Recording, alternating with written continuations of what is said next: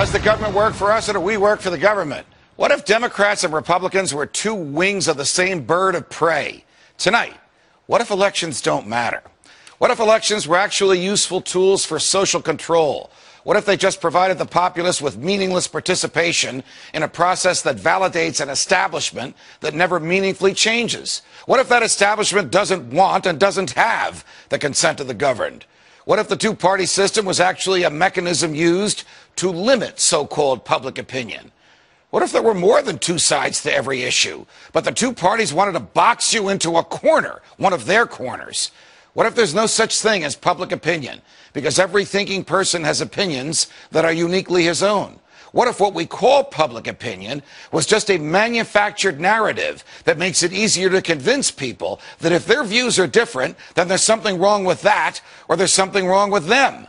What if the whole purpose of the Democratic and Republican parties was not to expand voters' choices, but to limit them? What if the widely perceived differences between the two parties was just an illusion? What if the heart of the government policy remains the same no matter who's in the White House? What if the heart of government policy remains the same no matter what the people want? What if those vaunted differences between Democrat and Republican were actually just minor disagreements?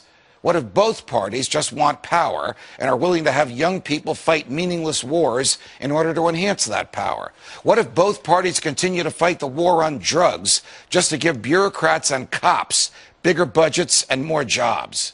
What if government policies didn't change when government leaders did? What if no matter who won an election, government stayed the same? What if government was really a revolving door for political hacks bent on exploiting the people once they're in charge? What if both parties supported welfare, war, debt, bailouts, and big government?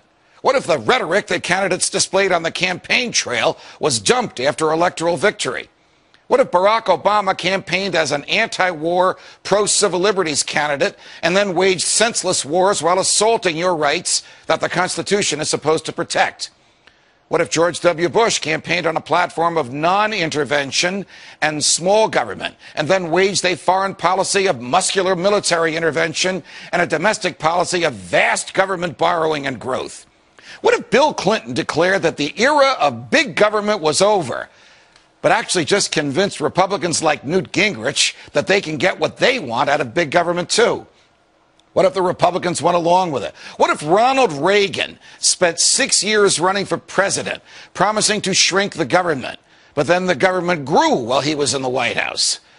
What if, notwithstanding Reagan's ideas and cheerfulness and libertarian rhetoric, there really was no Reagan revolution at all? What if all this is happening again? What if Rick Santorum is being embraced by voters who want small government, even though Senator Santorum voted for the Patriot Act, for an expansion of Medicare, and for raising the debt ceiling by trillions of dollars? What if Mitt Romney is being embraced by voters who want anyone but Barack Obama, but they don't realize that Mitt Romney might as well be Barack Obama on everything from warfare to welfare?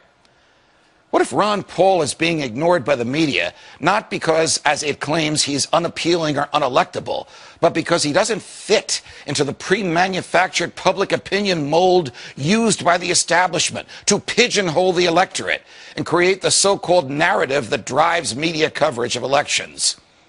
What if the biggest difference between most candidates was not substance, but style? What if those stylistic differences were packaged as substantive ones to reinforce the illusion of a difference between Democrats and Republicans?